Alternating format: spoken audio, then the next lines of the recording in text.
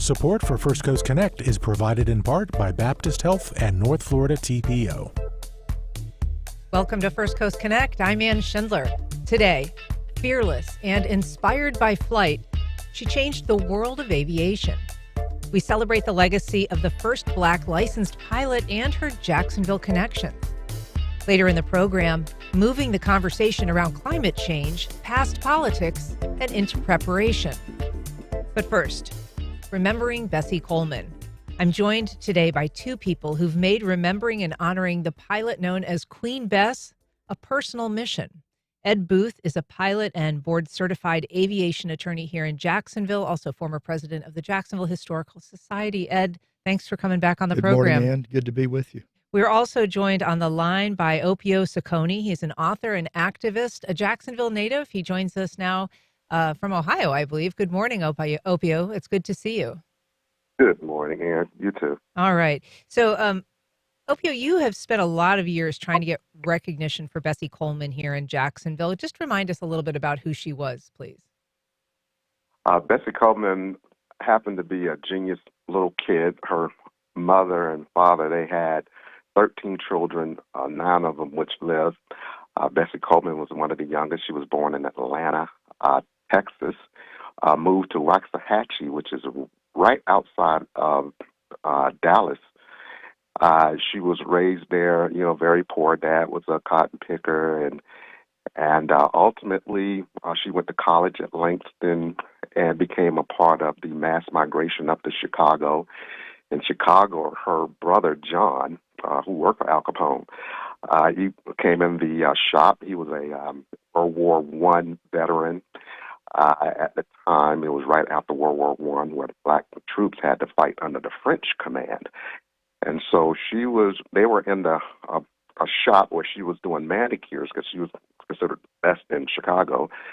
And he was doing some trash talking about the women in France. And she said, "You just called it for me." And she learned French, went over to France, and ultimately went and got her pilot's license. She was there for maybe 7 months. Opio, there's so much history and I want to get into it. And I do want to kind of get deeper into some of those facts. So I don't want to expend it all right here at the beginning. This was a woman, though, who ultimately was the first female Black pilot to get a pilot's license, the first Native American of male or female to get a pilot's license. Is that right? She was. That was back in 1921, a couple of years before Amelia Earhart. Amelia Earhart adored Bessie Coleman. They have an organization that does. But Bessie Coleman was the first. Her dad was mixed with Choctaw Native and Black. And she ultimately was a barnstormer. She was out there when no one else was out there as far as a Black woman. There were some white women that were out there, but so many of them had to dress as men to get flight lessons. Incredible history. Yeah, it is really extraordinary. This is a history, Ed, that you have worked to try to bring forth yourself. Opio has done a lot of work on that front. This now, as we're moving into the end of April, is going to be the 100th anniversary of her death. It is. She lived and died before Charles Lindbergh even flew solo in an airplane. She was truly a pioneer. She predated Amelia Earhart as well? Yeah, Earhart learned to fly about the same time, but as with Bessie, had trouble finding sponsors and didn't fly her most famous missions until the early 1930s, years after Bessie passed away. Yeah. So tell us a little bit about the circumstances of her death, because that is her strongest Jacksonville connection. Her career had many trials and tribulations. She was seriously injured in 2022 in California. In 1922. In 1922 in an airplane crash. And it took her several years to recover from that. She made a triumphant return to Texas in 1925, but she was plagued with the inability to keep a reliable sponsor and a reliable, safe airplane. So she comes to Florida at the beginning of 1926 And by this point, she is a noted lecturer. She's talking about her life. She's trying to get movie companies, including Norman Studios here in Arlington, to do a movie about her life. And she is booked by the Jacksonville's Welfare League to perform in an air show on May the 1st of 1926. And she comes to Jacksonville on the 27th. So she spent the last 3.5 days of her life here in Jacksonville, died on the 30th, practicing for the air show. This death was noted in some black papers, Opio. It was less noted in some white papers, although it was news at the time. Can you tell us a little bit about how this story was covered? It was a firestorm. It was a media firestorm. Like Mr. Booth said, she came to Jacksonville. She was actually living in Orlando. I had a shop and a home in Orlando. There was some Baptist minister and his wife. She became really good friends with. She had been saved, found the Holy Ghost and God and so on. There's a young guy by the name of John Thomas Betch, 25 years old, just turned 25. He's actually the father of Janetta B. Cole, the father of the Beach Lady, and he has a son named John Betch Jr., was a great jazz drummer. But she ultimately, to kind of explain what happened that morning, it was a early morning they went up. It had to have been close to 8 o'clock in the morning. They went up and they did a circle around. I think they went up to 3,000 feet, and ultimately the plane either did a barrel roll or they jerked forward, and she somersaulted out and hit the ground in Jacksonville, Florida. And why would Paxton Airfield. I want to interrupt you there. Why would she have fallen out of the plane at that point? Well, she was not wearing a seatbelt, I understand. Right, she was not wearing the lanyards that she could have been wearing. William Wills was flying the plane. She was really up that morning to look over the edge just to see where she was going to be doing parachute jumps that next day and the various maneuvers. And there was a wrench, they say, was stuck in the plane, and it got caught in the gears, and she fell out. And the media firestorm was crazy because John Thomas Betch, who worked for the Welfare League under Abraham Lincoln Lewis, who was the board, who was the president of the board there, who ran the organization, was Eartha M. White. Great organization. 5 different organizations created that Welfare League. And so they saw her fall out of that plane when the next day they were supposed to be having their annual May Day show. And so John Betch ended up lighting a match when that plane went down, hit the ground, and it burnt up the entire wreckage. A police officer was there, and his pant leg caught on fire, and they took John Betch to jail that morning. He ended up getting out that night, but boy, the wire services all over the country and different parts of the world covered that story. So he was put into a media firestorm that evening. And so, to be clear, this accident happened. She fell out of the plane because, as you said, there was something that got stuck. They believe it was a wrench that got stuck in the gears of the plane, caused it to malfunction. The white pilot also died. The plane crashed afterwards and eventually burst into flames. And you're saying it was because of a match that John Betch had lit at that scene? Yeah, they took him to jail because that police officer's pant leg caught on fire, and he took out a match and say he was nervous. He smoked Lucky Strikes. There was a lot of fuel on the ground. He was right there at the wreckage. He threw the match down, and it really burnt the entire wreckage up. Bessie Coleman was about 1,800 feet away from where they started out at the Paxton Airfield. She fell out way down. The pilot ended up catching control of the plane, but he ended up hitting a pine tree and going down. So it was a messy morning. It was a really awful morning. Yeah. A true tragedy. Ed Booth, catch us up a little bit on where this occurred relative to the Jacksonville that we're familiar with today. If you're familiar with Paxton High School, Edgewood Avenue, Broadway, Bessie's body came down in that general area. The school has a small plaque in Bessie's honor, by the front entrance, but it is the airfield was on the site of modern-day Paxson High School. It was known as Paxson Field at the time, named after the owner of the property. Local aviation legend Laurie Young, long known as Mr. Aviation, kind of ran Paxson Field, and he was there on the 28th of April, 1926, when Bessie Coleman's airplane arrived. She had purchased the airplane in Dallas, Texas, and a mechanic and pilot from the company selling them, and these were Curtiss Jennies, which were available for $500. The plane was back called a then, Jenny. and there were just hundreds of them on the market. They were obsolete. They had unreliable engines. Were these former military planes? They were used as military trainers for the most part. They Okay. were never armed airplanes. But they are very tricky to fly. And everyone in the modern era that's attempted to restore one or build a replica has often met with disaster. It's just a very tricky airplane with an incredibly unreliable engine called an OX5. It's an 8-cylinder water-cooled engine that puts out about 90 horsepower. Laurie Young was astounded at the condition of the airplane when it arrived in Jacksonville.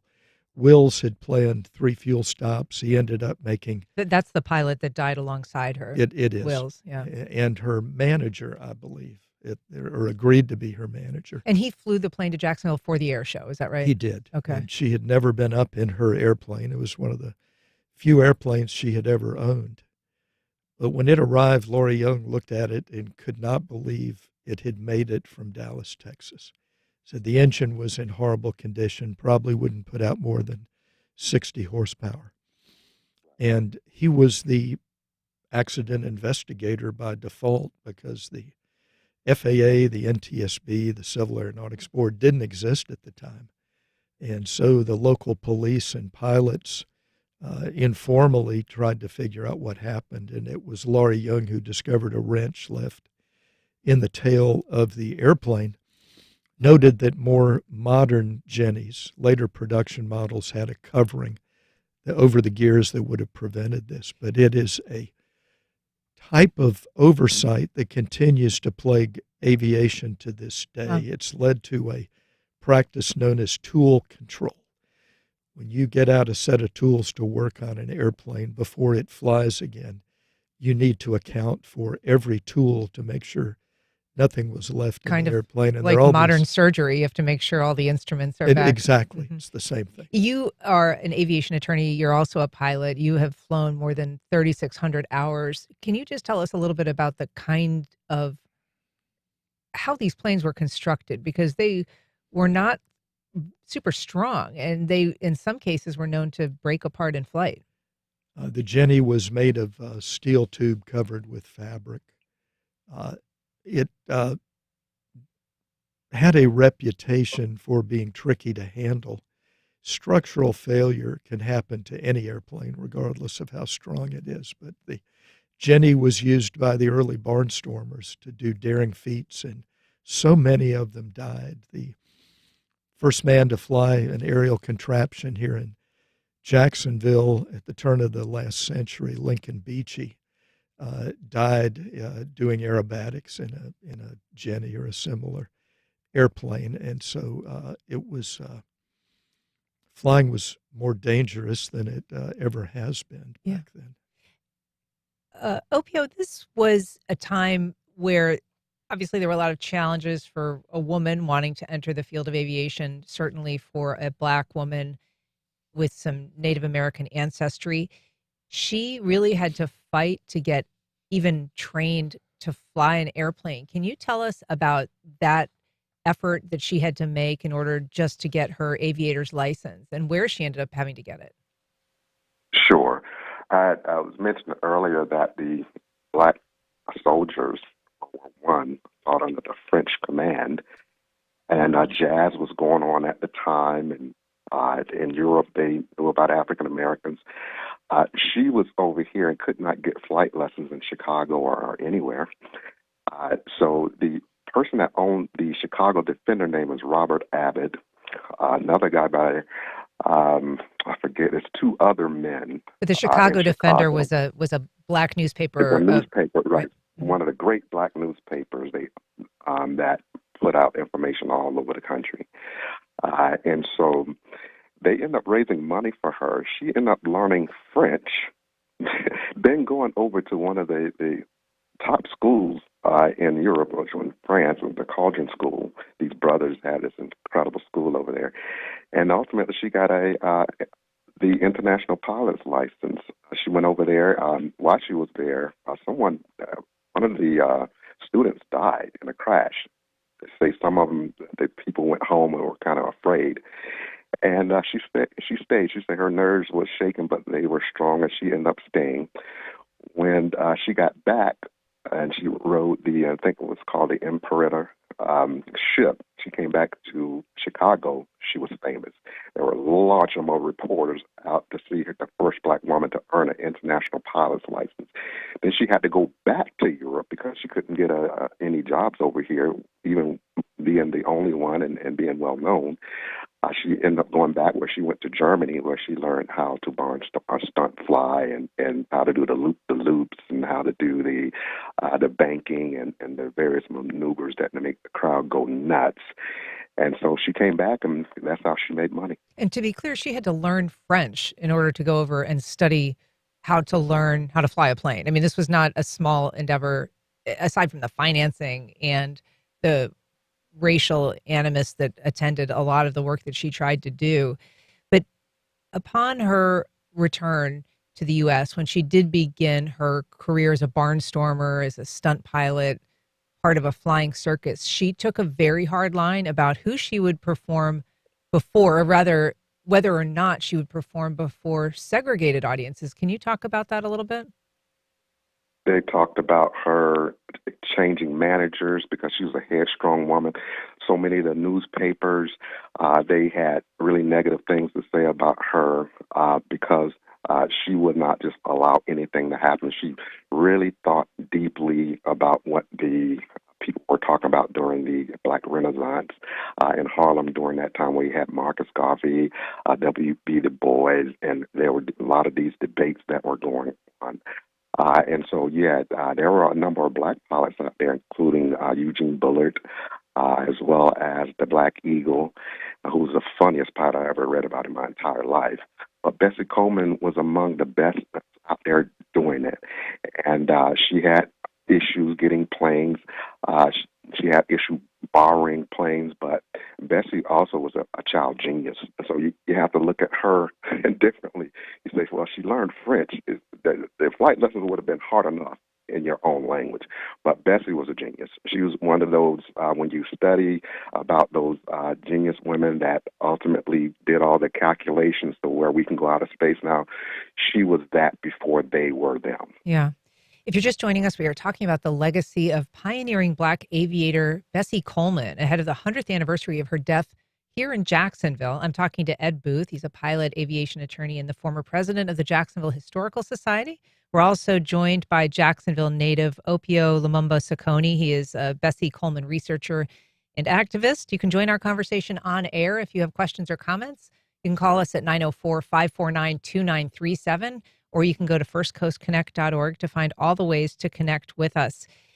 The racism at the time, Ed Booth, was very intense in Chicago. There were race riots happening in the time that Bessie Coleman was living there with her family after they had migrated, part of this great migration northward, which didn't necessarily yield an unracist place to live. A lot of people died in these race riots. Bessie Coleman and her family survived when those were happening, but they had an impact in terms of her safety, how she perceived the world, and she really turned her work as a pilot into a platform to advocate for racial advancement for Black people. The day before she died, she had went to 3 historically Black schools here in Jacksonville and gave lectures to the students about overcoming obstacles.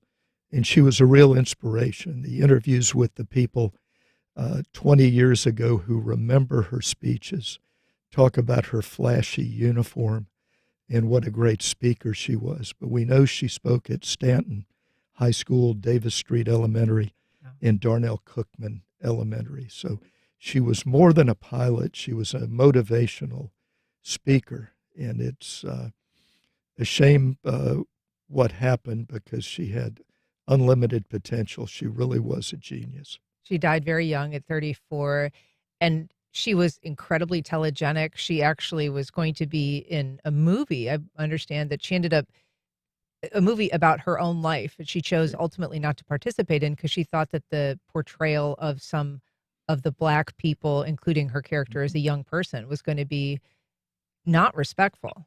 Well, she had correspondence with Mr. Norman, who ran a film studio in Arlington that survives to this day, is the only surviving silent film production facility. She wrote him a couple of times, and he wrote her back and said, "It's a great idea. How do you propose paying for it?" And so that's something history teaches us. But one of her reasons in being here in Jacksonville, I think, was to make some connections in the film industry, which was a big part of Jacksonville at the time. Sure. This was a time when she was performing incredibly dangerous stunts. Opio, she was part of these flying circuses where she's wing walking, she's parachuting out of planes, she's stalling her engine and doing these incredible aerobatics. So she was known for being pretty fearless in the way that she did her professional work, but her legacy has been somewhat obscured over the years. And it's something that you have worked yourself on quite a bit, including lobbying the city council for road names, perhaps. Tell us a little bit about what her footprint is here currently, how she's remembered in Northeast Florida, particularly as we're nearing this 100th anniversary of her death here. Yeah, first, let me say, I almost forgot to say happy birthday to the Florida Star. Been around since 1951. It's our birthday. I've been with the Florida. As a matter of fact, when I did the first project on this, Florida Star and a number of the newspapers, the Free Press, as well as the Times Union, put us on the cover. But yeah, we wanted to. Again, I was kind of embarrassed because I had known Black history. I had even taught at Portland State, in Black Studies, and so much of that is teaching Black history. And I was over in Portland, Oregon, 2005, the same year that the Beach Lady died, and I did not know about Bessie Coleman, and she died in my hometown. And I was studying film at the time, and ran into the Norman Studio information about Bessie Coleman. She was one of the first people to say, I'm not going to have a segregated audience. When you let people in to see the show, make sure the show is integrated. She was among the first to do that. In Jacksonville, they have, at this point, at the airport, there's an aviation gallery where Bessie Coleman, there's a display of Bessie Coleman and other pilots that's there. That wasn't there before we started studying Bessie Coleman. The city council, they presented Bessie Coleman with a recognition some years ago, as well as in the Paxson Air School. There's a plaque that you walk into the front that the historian Booth just talked about, and there's also a larger marker that's out there at the Paxson Airfield. I've been really, really happy with what Jacksonville has done when they end up finding out about Bessie Coleman died in their hometown. I would imagine, Ed Booth, you feel that there's room for some more there, but her rediscovery, as you put it, in kind of the late 70s or the 80s by the world in general, has yielded some more prominence. Can you give us a few examples of the way that she has been recognized, even on a national level? In the late 70s, early 80s, she was rediscovered in her hometown of Chicago. The main entrance road to one of the world's busiest airports, Chicago O'Hare, is Bessie Coleman Boulevard. 1985, she had her own U.S. postage stamp. 2023, she's on the back of a quarter.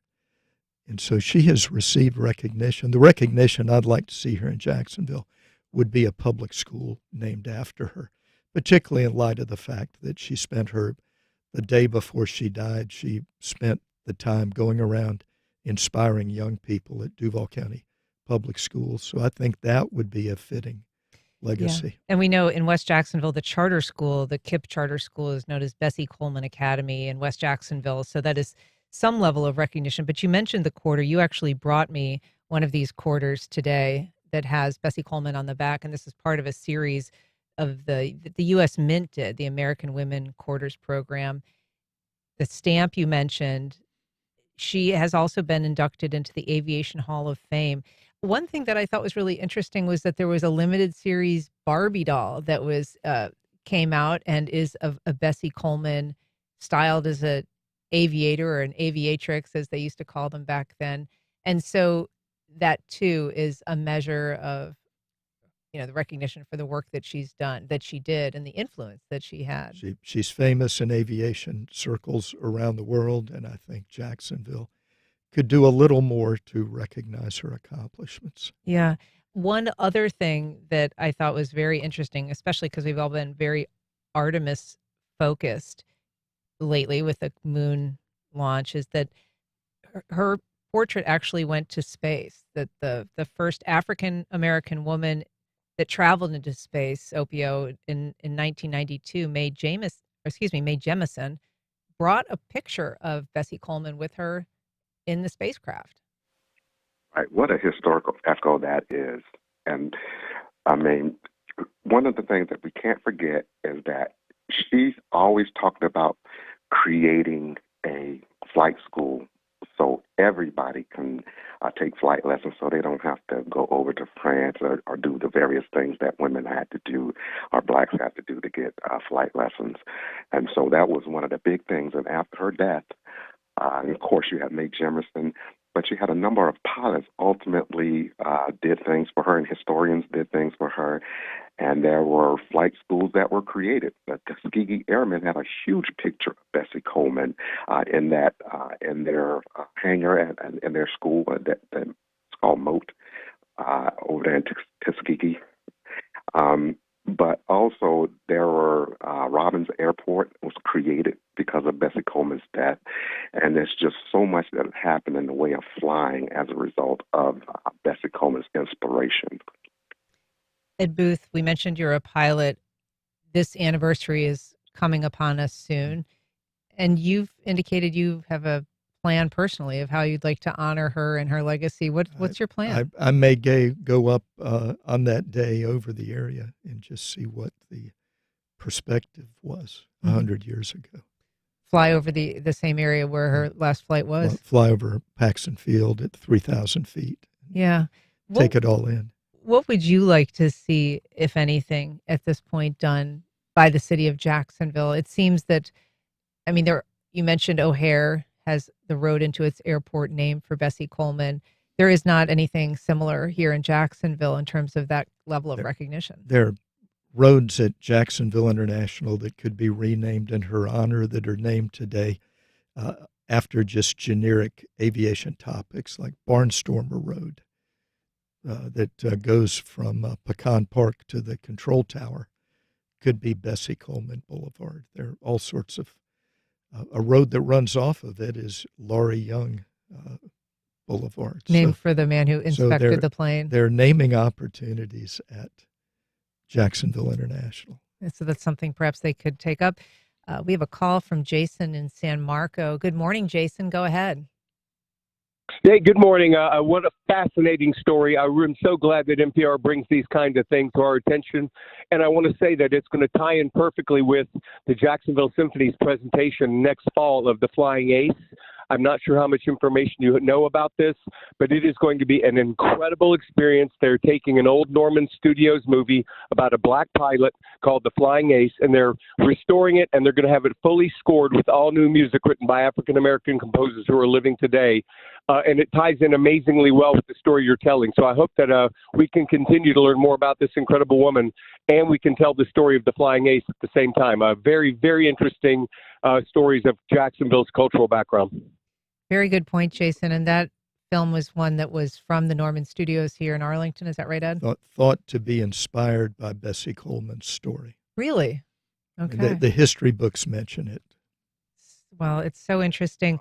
I would thank both of you, Opio, for the work that you've done to try to bring her history around for all of us to know more about, and the work that you've done to elevate her legacy. So thank you for that. Thanks for joining us this morning. Ed Booth, aviation attorney and pilot, thank you so much for joining this morning. Good to be with you. All right. Up next, a Just the Facts symposium aims to strip politics from conversations about climate change.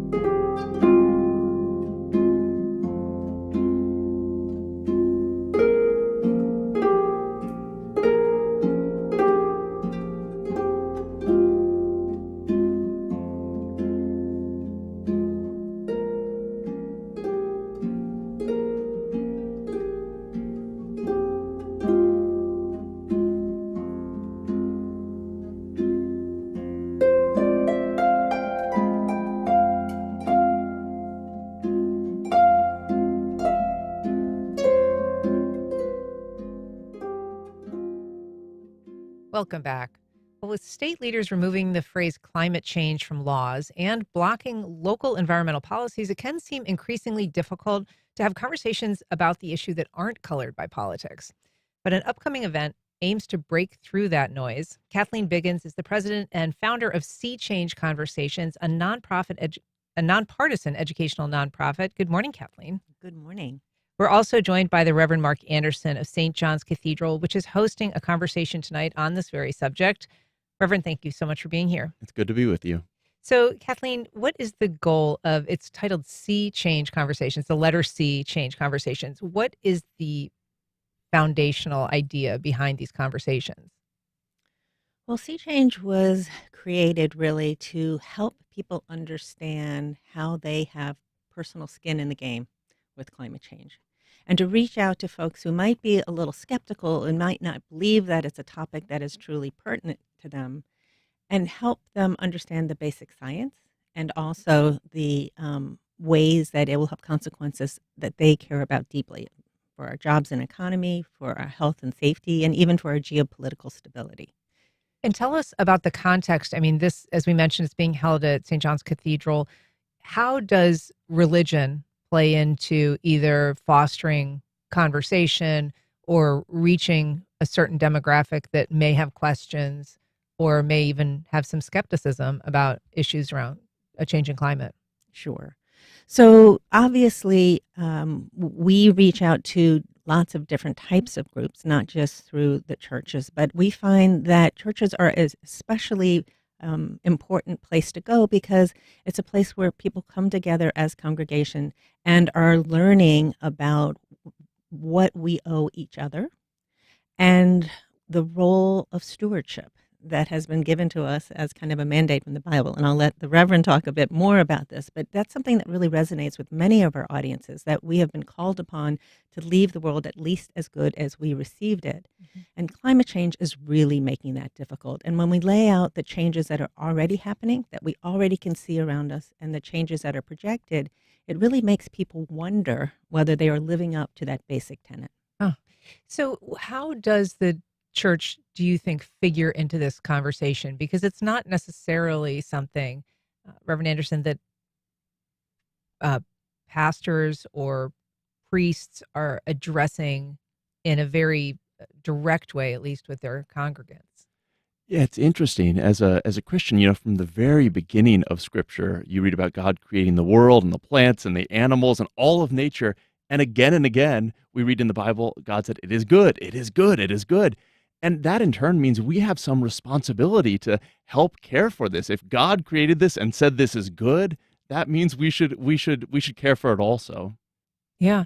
But it is perhaps a difficult conversation. I mean, I guess I'm curious. It has not always been at the forefront. I know that one effort that got a lot of attention was Pope Francis, who issued, I think, his second encyclical was basically, we owe the planet, we owe this earth and our world more, and we're doing a disservice by the environmental havoc that we're wreaking. I mean, there was some very specific statements and recommendations that he had, but it's not necessarily the kind of thing you hear about every Sunday or every Wednesday or whenever it is that people go to church.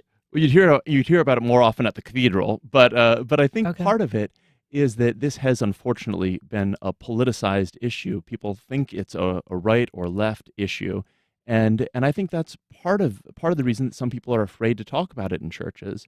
And so I think churches have tried to avoid that at times. But at the same time, as I said, if we understand this is a fundamentally an ethical issue, a moral issue, a human issue, that we're called to care for creation, I think it reframes it a little bit.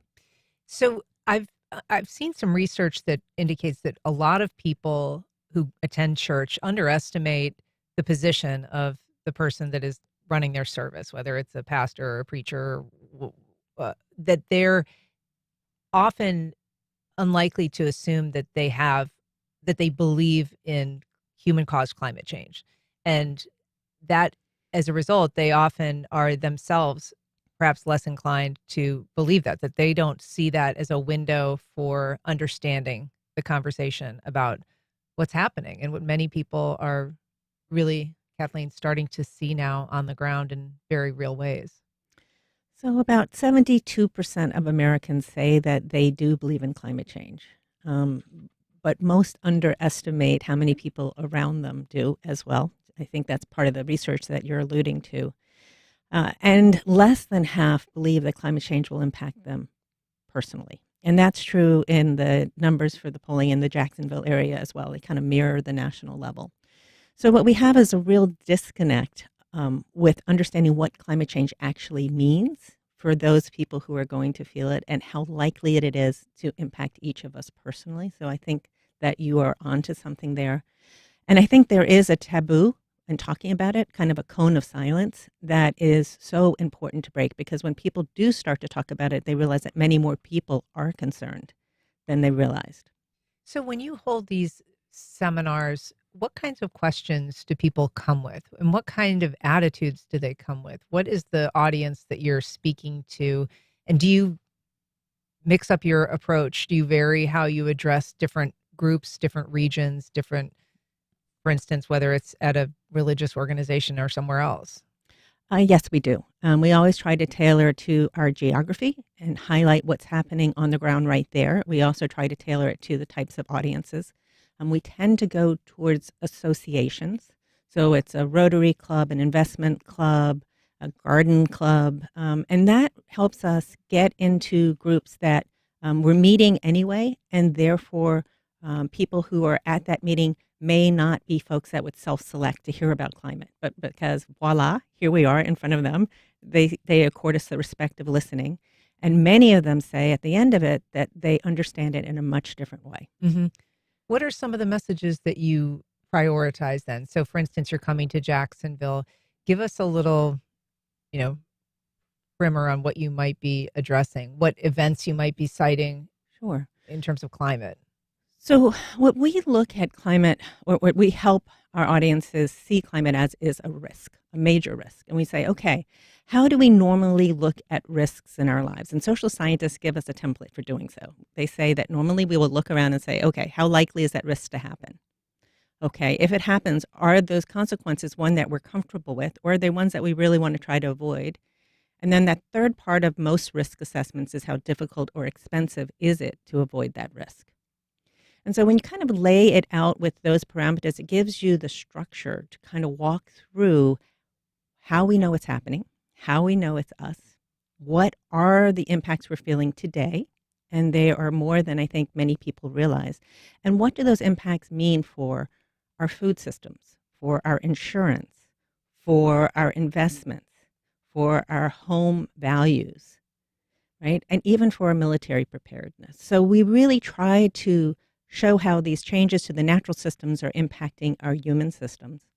And then we highlight how innovation and entrepreneurship have given us new tools to begin to lessen the risk and the opportunities to do so. So it's not all about sacrifice. If anything, climate change action is about saving the things we love and creating new opportunities.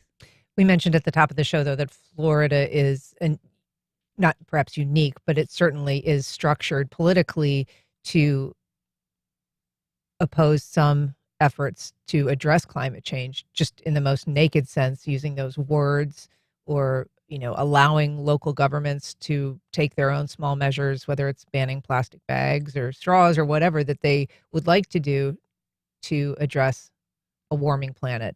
So how does the messaging change in a place where the superstructure, the political structure, is already an antagonist to those kinds of conversations? Well, we present a lot in the South. I mean, we've been in Mississippi, we've been in Louisiana, we've been in Georgia, South Carolina. So I would not say that that's an unusual milieu for us to come into.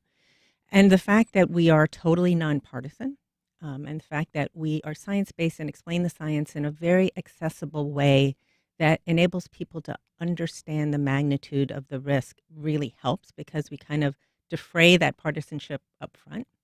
And then it's all about making it personal and all about what that means, that as far as evaluating what we have to lose versus what we have to gain. And quite honestly, a lot of the animosity has been around an economic story that is no longer true.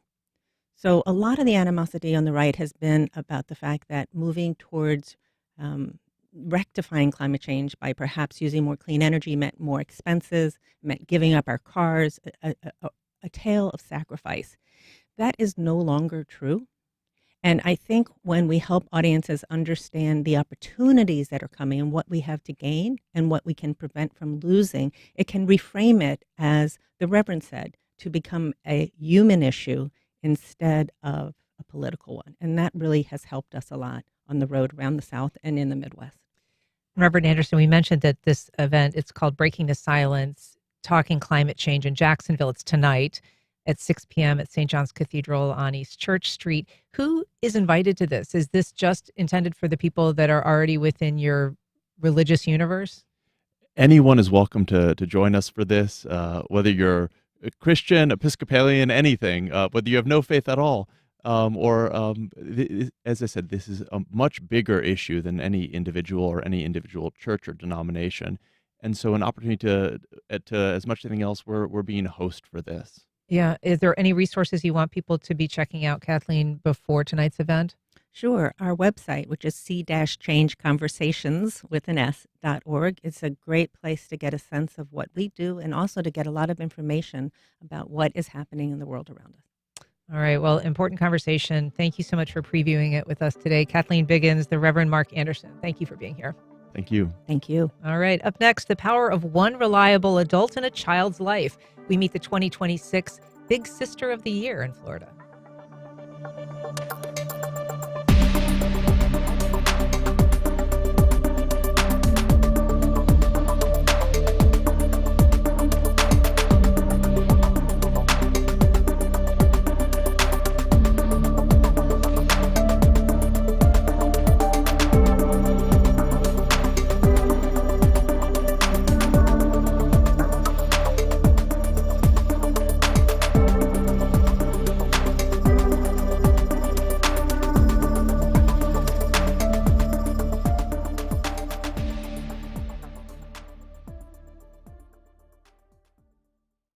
Wolfson Children's Hospital, where generations of families have found hope. Because it's here at Wolfson Children's where answers are found, odds are beaten, and comebacks begin every day.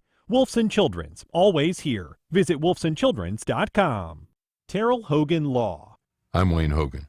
Accidents can happen when you least expect it. For decades, our attorneys have dug out the facts to help juries decide who's at fault. More at terrellhoganlaw.com. On the next Fresh Air, we speak with actor Amanda Peet. She starred in The Whole 9 Yards, Something's Gotta Give, and Studio 60 on the Sunset Strip. Her series, Your Friends and Neighbors, just started its second season, and her new film is called Fantasy Life. Pete's also a writer. In a recent piece in The New Yorker, she writes about being diagnosed with breast cancer while both of her parents were near death. Join us. Today at noon on WJCT News 89.9.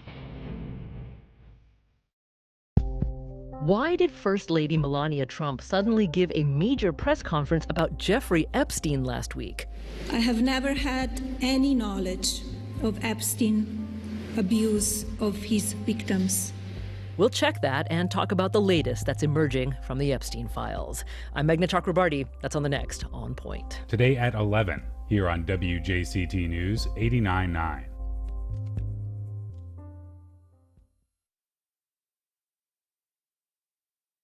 A massive reorganization of the U.S. Forest Service is raising concerns ahead of an expected severe fire season. The Trump administration announced the agency's headquarters will relocate and 3/4 of its research facilities will close. What that means for the future of our forests. The health of the U.S. Forest Service, next time on 1A. Today starting at 10 on WJCT News 89.9.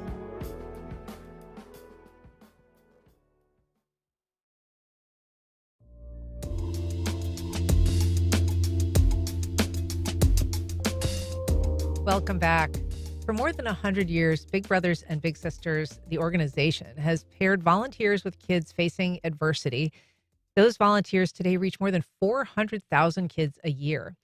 Here to tell us about one story is Allie Capriati. She was named the 2026 Big Sister of the Year by the Big Brothers and Big Sisters Association of Florida, and she joins us now. Allie, thanks for being here. Thanks for having me. So first of all, congratulations on the recognition. I'm interested to know how you came to doing this kind of volunteer work. I understand it was in college. Right. Yeah. I took a service learning class at Jacksonville University, and it really resonated with me. I love the idea to mentor someone, but it was during the school day. So then once I graduated, I was not sure how that would look like coming into a work setting. And then I found Big Brothers, Big Sisters, and they had that community-based program that allowed you to do it on your own time. Which and I'm not familiar with what a service, like the service class was. Yeah, it was just a component of it. Like we had classroom, like in studies, it was a sociology class, but then the other part was we wanted to get out into the community to do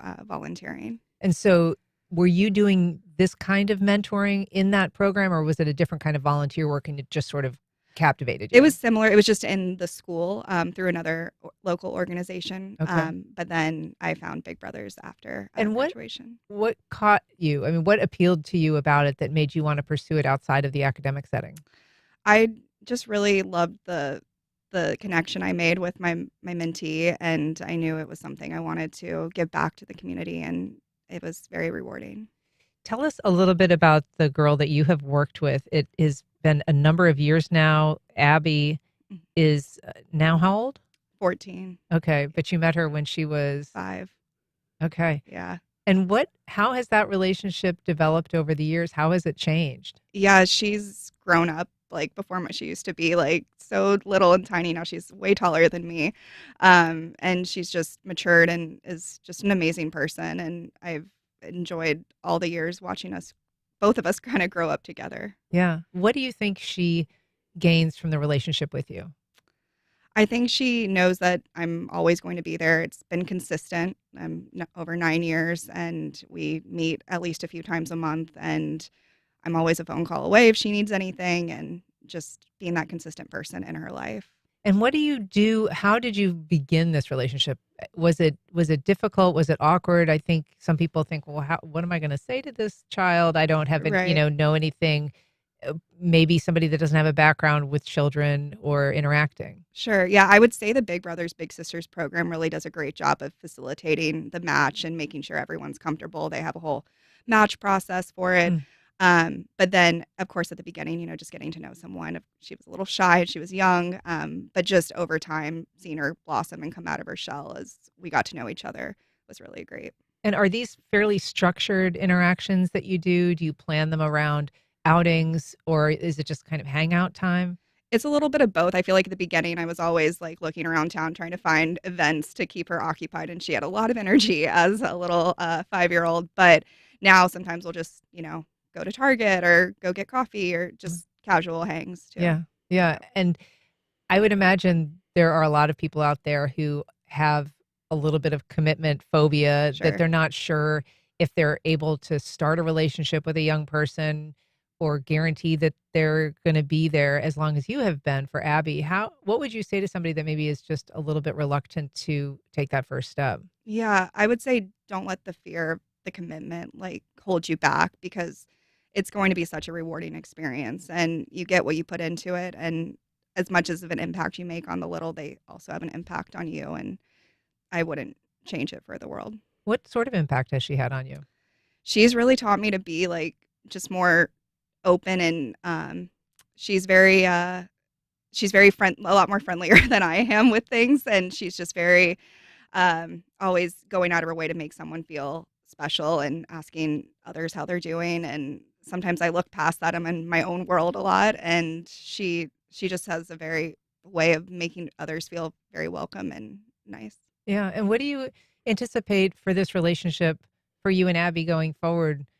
Do you think that is this the kind of thing that will continue for years to come, for a lifetime? How does it sit with you right now? Yeah, no, I mean, I know she'll age out of the program at 18, but I don't imagine our relationship ending at that. I can't imagine my life like without her in it. So Yeah. I see us remaining in contact. And what is the recognition that you've gotten this year as the Florida Big Sister of the Year for 2026? What does that mean to you personally? Yeah, I was super honored. I remember when I won the Northeast Florida one, and I was telling her, and she knew about it before I did, and she kept it a secret from me, and she was like, it was the hardest secret to keep, and I couldn't believe it. So I was shocked. I'm very humbled and honored for this recognition. Well, we offer a big congratulations to you, Allie Capriati. It's great. Best of luck to you and Abby going forward. Thank you so much. All right. That's our program. Thanks for listening. First Coast Connect is produced by Stacey Bennett.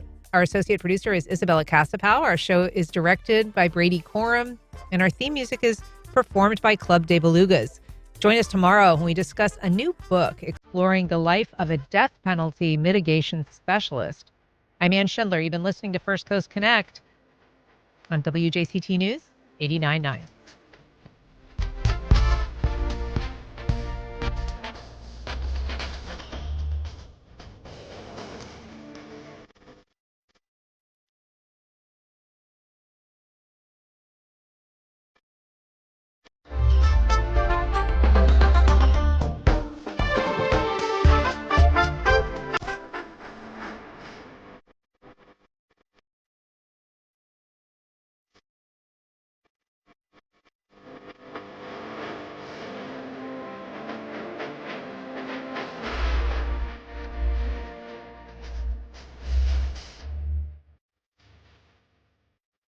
Support for First Coast Connect is provided by Baptist Health and the North Florida TPO. Baptist Health is a proud supporter of First Coast Connect. Baptist Health, committed to building a healthier community for all of us. More info at 202-4YOU or baptistjacks.com. The North Florida TPO is dedicated to transportation planning, funding, clean fuels, and new technologies for a vibrant, resilient, and connected region. More information available at northfloridatpo.com. Congaree & Penn, dedicated to agriculture and culinary endeavors, offering field-to-fork dining and outdoor experiences on over 300 acres. Sip, dine, explore. Information at congareeandpenn.com. This is WJCT News.